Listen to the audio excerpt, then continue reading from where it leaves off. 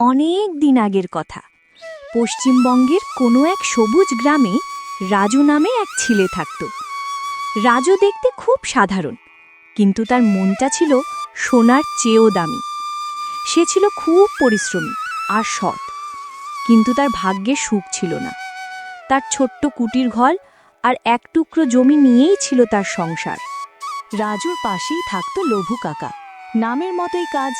সারা দিন সে ভাবত কি করে রাজুর সর্বনাশ করে নিজের ভালো করবে। রাজু যখনই একটু ভালো থাকে, লভু কাকার মনে আগুন জ্বলে যেত। একদিন রাজু জমিতে কাজ করতে করতে হঠাৎ কোদাল দিয়ে কিছু একটায় আঘাত পেল। টং করে একটা শব্দ হলো। মাটি সরিয়ে দেখে সেখানে একটা মাটির ছোট্ট হাঁড়ি। কৌতূহলী রাজু হাঁড়িটা খুলল। ভেতরে কিছুই নেই, শুধু একটা ছোট্ট চকচকে সোনালি বীজ। বীজটা এত সুন্দর যে রাজু মুগ্ধ হয়ে গেল। সে ভাবল, এই বীজটা আমি আমার বাড়ির উঠোনে বুনে রাখি। রাতারাতি আশ্চর্য এক কাণ্ড। যেখানে বীজটা বোনা হয়েছিল সেখানে এক অদ্ভুত গাছ জন্মেছে। গাছের পাতাগুলো রূপালি আর ফলগুলো সোনার মতো চকচক করছে, কিন্তু ফলগুলো ছিল আম। রাজু ভাবল, একটা আম তো খেয়েই দেখি। সে একটা আম খেতেই তার শরীরে অদ্ভুত এক শক্তি এলো। সারাদিনের ক্লান্তি এক নিমেষে উধাও। সে আরও একটা খেলো।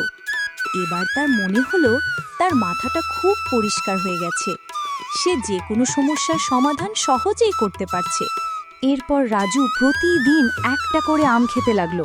তার বুদ্ধি আর শক্তি দুটোই বাড়তে লাগলো। সে তার জমিতে নতুন নতুন ফসল ফলানো শুরু করলো। অল্প দিনেই তার দরিদ্র কুঁড়ে ঘরের বদলে হলো এক সুন্দর পাকা বাড়ি। গ্রামের লোকেরা তার এই পরিবর্তন দেখে অবাক।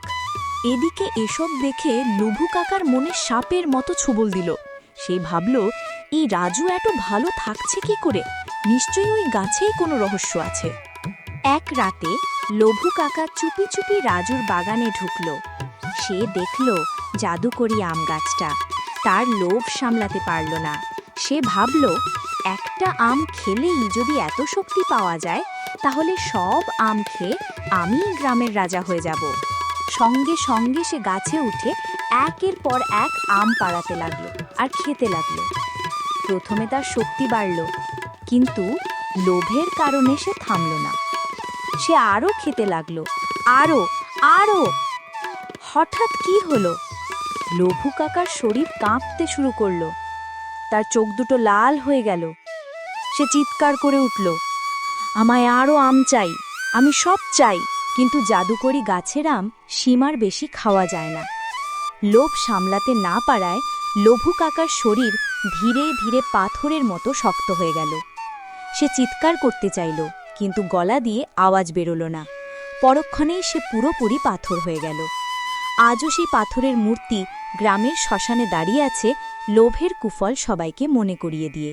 এদিকে রাজু সকালে উঠে দেখল তার গাছের সব আম ঝরে পড়েছে, আর লভু কাকা নিখোঁজ। সে সব বুঝতে পারল। তার খুব কষ্ট হলো। সে পাথর হয়ে যাওয়া লভু কাকার মূর্তির দিকে তাকিয়ে বলল, কাকা, আমি তোমার কোনো ক্ষতি করিনি। লোভই তোমার সর্বনাশ করেছে। বন্ধুরা, এই গল্প থেকে আমরা একটা খুব শিক্ষা পাই। লোভ কখনোই মানুষের ভালো করে না। লোভ মানুষকে অন্ধ করে দেয়। আমাদের যা আছে তাতেই সন্তুষ্ট থাকতে শিখতে হবে। সততার পরিশ্রম দিয়ে যা পাওয়া যায় তাতেই প্রকৃত সুখ লুকিয়ে আছে। লোভের বশে পাপ আচরণের শেষ পরিণতি হয় লভু কাকার মতোই। তোমাদের এই গল্পটা কেমন লাগলো? তোমার গ্রামে কি কোনো লভু কাকার মতো মানুষ আছে? নিচে কমেন্টে জানিয়ে দাও। গল্পটা ভালো লাগলে লাইক দেবে, আর আমার সাথে থাকার জন্য সাবস্ক্রাইব করে ঘন্টা বাটনটাও টিপে দেবে। পরের গল্পের আগে পর্যন্ত ভালো থেকো।